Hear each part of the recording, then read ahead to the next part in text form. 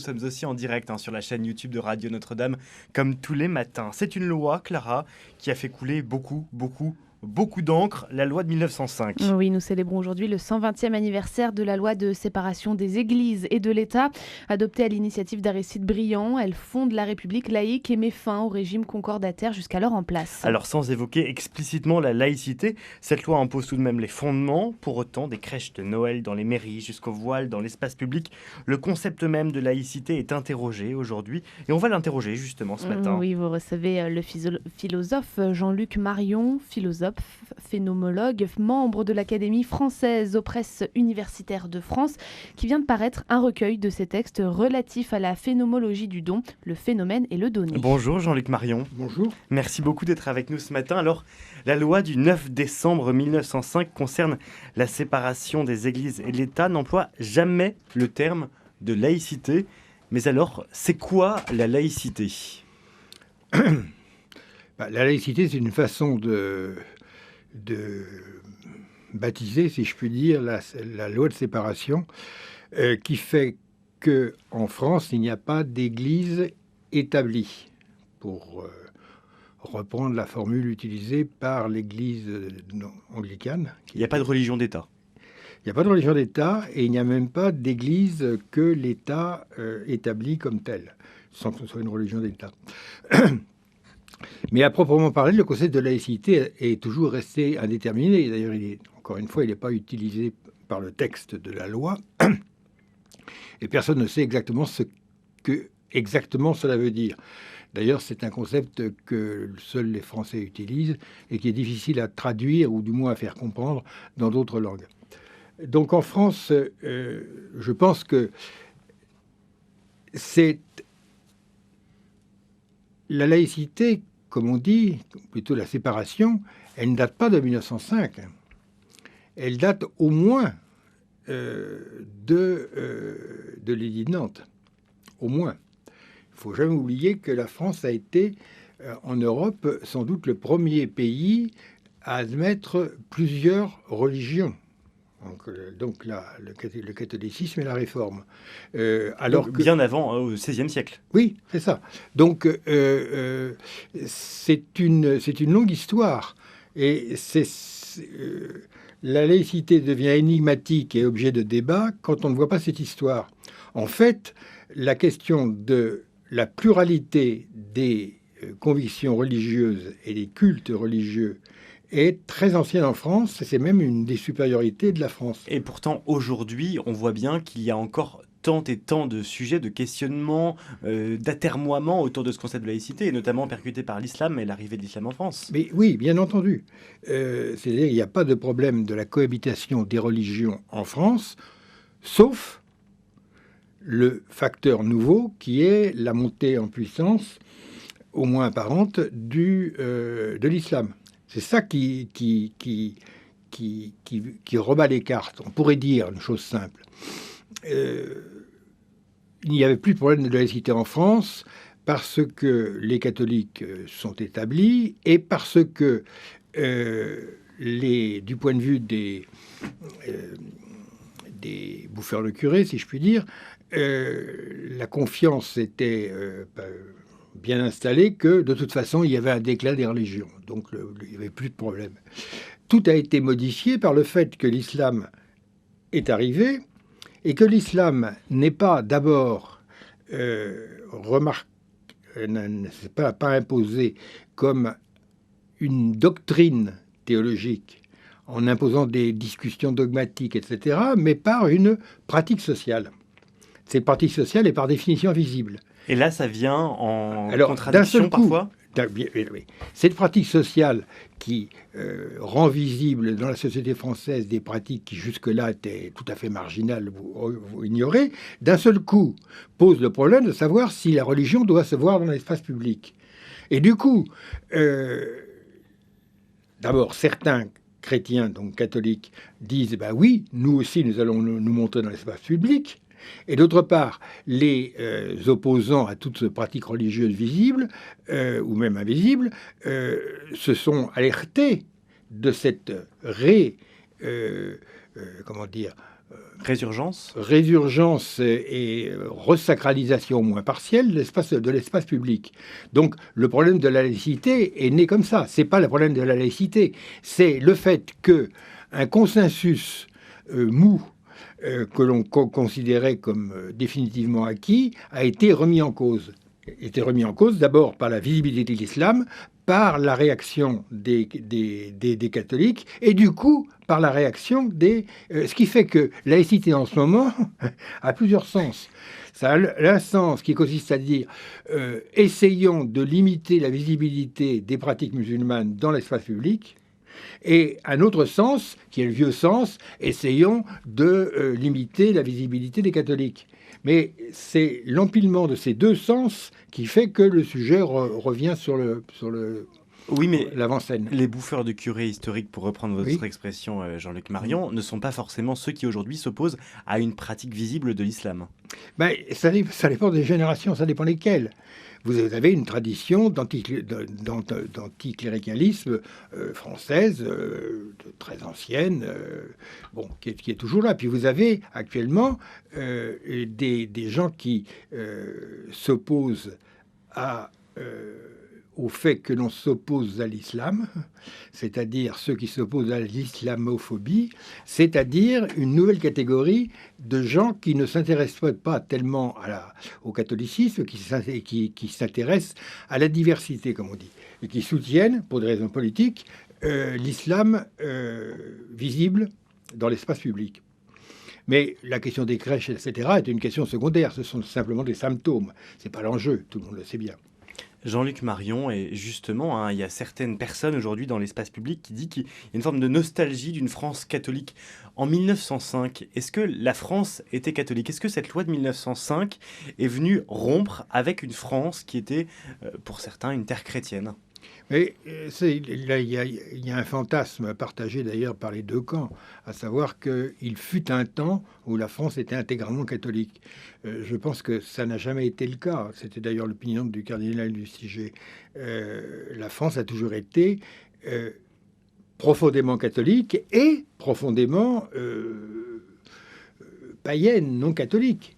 D'ailleurs, c'est souvent les mêmes régions qui étaient des régions rouges et des régions qui, si je puis dire, produisaient un grand nombre de prêtres ou de missionnaires. Je suis de Franche-Comté, c'est tout à fait étonnant qu'il y ait eu la même fécondité. Je crois que c'est vrai aussi pour d'autres régions. Non, la France a toujours été un endroit où sont entrées en concurrence plusieurs pratiques religieuses, la réforme et le catholicisme. Et le catholicisme, et puis où l'espace a toujours été religieusement ouvert. Et donc, je ne crois pas qu'il y ait eu un moment où la France était catholique. Par contre, totalement catholique. Par contre, je pense que le catholicisme a toujours été essentiel à l'identité française. Il n'y a aucun moment dans l'histoire de France où le catholicisme n'a pas été central dans l'identité française. C'est ce que les bouffeurs de curés ne veulent pas admettre et ce qu'ils sont bien obligés d'admettre puisqu'ils n'auraient pas de rôle de bouffeurs de curés si justement il n'y avait pas une tradition catholique vivace. Donc ils sont eux-mêmes les témoins de ce qu'ils combattent. Donc il n'y a pas de rupture avec la loi de 1905. En fait, la loi de 1905 est assez, sur le fond, est assez proche du Concordat. Et le Concordat lui-même remontant déjà à des accords douloureux entre le roi et le pape sur la nomination des évêques. C'est-à-dire que si l'on voit la loi de 1905 comme une loi de rupture, en fait, parfois on se trompe. C'est davantage la matérialisation dans l'état de fait. Oui, absolument. Et d'ailleurs, quand on dit la loi de 1905, il faut faire attention, la loi de 1905 et puis la pratique à partir de 1924, qui a été totalement différente, avec en particulier la reprise des liens diplomatiques avec le Saint-Siège. Donc, je résumerai l'analyse de la façon suivante. La France n'a jamais été un pays intégralement chrétien, contrairement peut-être à l'Espagne ou l'Italie ou d'autres, j'en sais rien, mais ou la Russie, qui en un sens est intégralement orthodoxe, bien que la pratique religieuse soit très faible. Très faible. Mais la France, l'identité française a toujours été marquée par le catholicisme. Jean-Luc Marion, il y a aussi cette phrase dans l'Évangile « Rendez à César ce qui appartient à César et à Dieu ce qui appartient à Dieu ». Certains disent que c'est là une belle définition de la laïcité.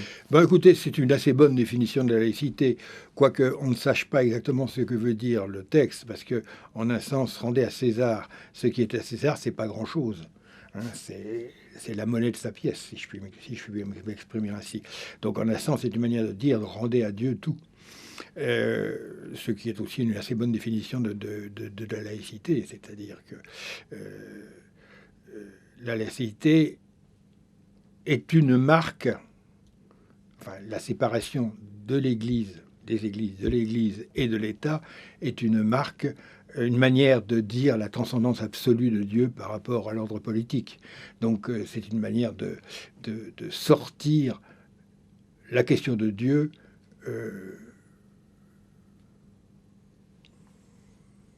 de nos débats et d'en assurer la transcendance. Jean-Luc Marion a l'impression que quand on utilise le mot laïcité, il faut y adjoindre des qualificatifs. Laïcité à la française, maintenant on lit nouvelle laïcité. Oui, mais simplement, laïcité n'est pas un concept.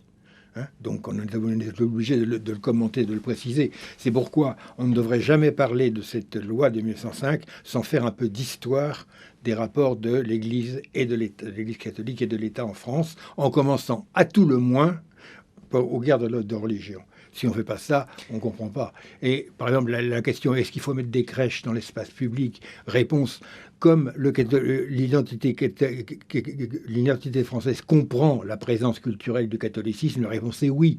Est-ce que ça veut dire que les mairies sont des sacristies? Réponse non. La question n'est pas là. Jean-Luc Marion, lors de son voyage au Liban, le pape Léon, justement, il a évoqué cette question de la laïcité en disant qu'une bonne laïcité, une saine laïcité est nécessaire aussi à l'espace public, en particulier au Liban. Le Liban, c'est intéressant parce que c'est justement un pays où il y a des chrétiens et des musulmans qui sont ensemble sur un même territoire. Quel regard portez-vous justement sur ces déclarations du pape?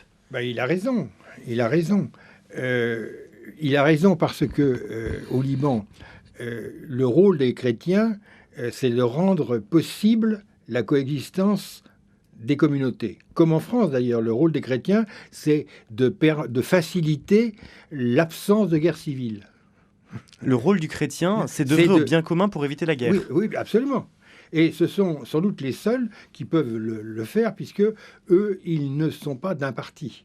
Ils sont catholiques, c'est-à-dire universels. Alors au Liban, c'est encore plus intéressant, parce qu'on dit la coexistence des chrétiens et des musulmans. C'est impropre. Correspondance des chrétiens, et puis des sunnites, des chiites, des alaouites, des Kurdes, des Druzes, etc. Donc, il y a bien des villages où les musulmans ne peuvent pas se parler d'une communauté à l'autre. Il faut qu'ils passent par les chrétiens. Et en France, les chrétiens sont sûrement ceux qui peuvent permettre, disons, la coexistence dans le bien commun de communautés qui autrement s'affronteraient. C'est-à-dire que dans l'espace public, pour suivre votre raisonnement, Jean-Luc Marion, le rôle du chrétien et du catholique en particulier n'est surtout pas de défendre les propres intérêts de sa propre communauté, mais ceux de l'humanité tout entière. Mais non, c'est-à-dire que les intérêts du catholique en tant que catholique, c'est la promotion de l'unité de la communauté chrétienne, c'est-à-dire de la communion, au sens théologique du terme. Et ceci coïncide avec la promotion de la fraternité entre les citoyens. C'est-à-dire c'est pas les intérêts, d'une part, de la communauté catholique et d'autre part, les intérêts le rôle politique des catholiques. En fait, les catholiques sont les détenteurs de la puissance de communion. Quand les gens ne s'aiment pas, ils ne peuvent pas entrer en communion. Donc c'est pourquoi la fraternité au sens politique est si fragile, si superficielle. Pour qu'il y ait une fraternité au sens politique du terme, liberté, égalité, fraternité, il faut beaucoup plus que l'État et la société civile. Il faut l'esprit de communion, c'est-à-dire la communion dans l'Esprit Saint. Ça, les catholiques en sont les spécialistes, du moins c'est ce qu'ils prétendent. Et ils le prouvent en travaillant à la fraternité de la société. Mais ce faisant, ils ne sont pas en train de promouvoir leur doctrine, ils sont en train de vivre ce qu'ils ont à vivre. Point. C'est pas du prosélytisme. C'est à la fois l'identité catholique dans ce qu'elle a de meilleur et ce que les catholiques peuvent apporter de meilleur à la société, qui est la même chose, à savoir l'esprit de communion. Jean-Luc Marion, j'évoquais le pape Léon XIV. On arrive bientôt à la fin de cette interview, mais je voulais vous faire réagir justement sur la personnalité de Léon XIV.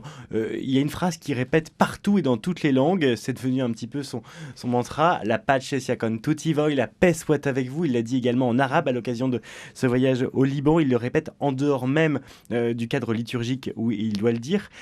Qu'est-ce que vous évoque justement la personnalité, le pacificateur Léon XIV? Ce que vous dites est exactement ce que vous dites, que dit le pape, c'est exactement ce que je viens de dire. La paix soit avec vous. Lui, il peut le dire parce que le Christ est celui qui rapporte la paix, comme dit saint Paul. Donc, qui fait la paix. Alors, donc, la paix, c'est notre produit. C'est le produit de l'Église catholique. Bien. Deuxièmement, le pape, c'est quelqu'un qu'on n'avait pas vu venir, ce qui fait que les vaticanistes se trompent régulièrement, c'est très bien comme ça. Vous mentionnez les papabili qui n'ont pas forcément été ceux qui ont été annoncés. Oui, bien sûr. Léon XIV n'était pas annoncé. Alors, il est remarquablement bien formé. C'est un Américain du Nord qui a passé autant de temps dans l'Amérique du Sud que dans l'Amérique du Nord, ce qui est très rare pour un Américain en général et pour un évêque américain en particulier. C'est un religieux et non pas, donc il est un peu au-dessus des débats politiques et d'actualité. C'est un religieux qui est missionnaire, ce qui est tout à fait remarquable, qui a donc une vision globale